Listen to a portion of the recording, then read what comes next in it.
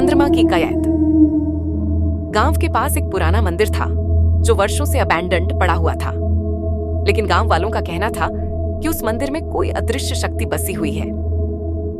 लोग रात के समय मंदिर के पास जाने से डरते थे क्योंकि वहां अजीब अजीब आवाजें और कभी-कभी कोई रोशनी भी दिखाई देती थी। एक दिन गांव में एक युवा लड़का सिद्धार्थ आया। वह पढ़ाई में तेज था और नए नए रहस्यों को जानने का शौक रखते हुए अक्सर रात को गांव के आसपास की जगहों की खोज करता था। जब उसने मंदिर के बारे में सुना तो उसकी जिज्ञासा और बढ़ गई। एक रात सिद्धार्थ ने तय किया कि वह मंदिर में जाकर खुद देखेगा कि सचमुच वहां कुछ है या सब कुछ महज अफवाहें हैं। रात के करीब 2 बजे जब गांव की गलियां सुनसान थीं, सिद्धार्थ अकेला मंदिर की ओर बढ़ा। चांद की हल्की रोशनी में मंदिर का ढांचा और भी रहस्यमयी लग रहा था। मंदिर के भीतर घुसते ही उसे एक अजीब सी ठंडक महसूस हुई। अंदर की दीवारों पर उकेरे गए पुराने चित्र जो गुम्फित और धुंधले थे, उसे किसी गहरी और स्याह कहानी की ओर इशारा कर रहे थे। सिद्धार्थ आगे बढ़ते हुए मुख्य प्रार्थना कक्ष में पहुंचा। यहाँ एक बड़ा सा शिवलिंग था जिसके पास एक धुआंधार दीप जल रहा था।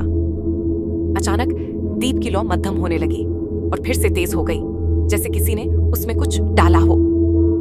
सिद्धार्थ चौंका। तभी उसने देखा कि शिवलिंग के पास एक छाया सी हरकत करती दिखी।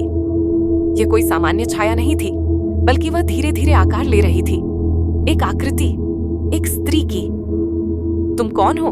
सिद्धार्थ ने डरते हुए पूछा। उस आकृति ने धीरे से जवाब दिया, मैं चंद्रिका हूं। मुझे यहाँ चंद्रमा की कैद में रखा गया है। सिद्धार्थ हैरान था। कैद? तुम किससे कैद हो? चंद्रिका की आवाज में गहरी दुख भरी थी। यह मंदिर कभी एक शक्तिशाली साधु द्वारा स्थापित हुआ था, लेकिन साधु ने अपने स्वार्थ के कारण मुझे चंद्रमा की शक्ति से बांध दिया। अब मैं हर पूर्णिमा को जागती हूँ और चंद्रमा की रोशनी में प्रकट होती हूँ, पर फिर अगले दिन फिर से उसी कैद में वापस लौट जाती हूँ। सिद्धार्थ को उसकी कहानी सुनकर गहरी चिंता हुई, लेकिन उसने चंद्रिका की मदद करने का फैसला किया। उसने पूछा, क्या मैं तुम्हारी मदद कर सकता हूं? चंद्रिका ने कहा, तुम्हें मुझे उस जगह से मुक्त करने के लिए पूर्णिमा की रात को चंद्रमा की रोशनी में मेरी पूजा करनी होगी। केवल तभी मेरी कैद का अंत हो सकता है।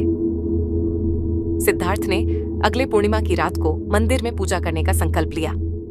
जब वह पूजा करने पहुंचा तो चंद्रिका की छाया फिर से प्रकट हुई, लेकिन इस बार उसका रूप हल्का और शांत था।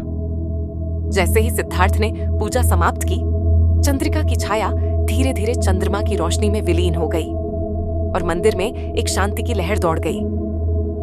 अगली सुबह मंदिर का माहौल पहले से कहीं ज्यादा शांत था। सिद्धार्थ ने महसूस किया कि चंद्रिका अब मुक्त हो चुकी थी और उसकी आत्मा को शांति मिल चुकी थी।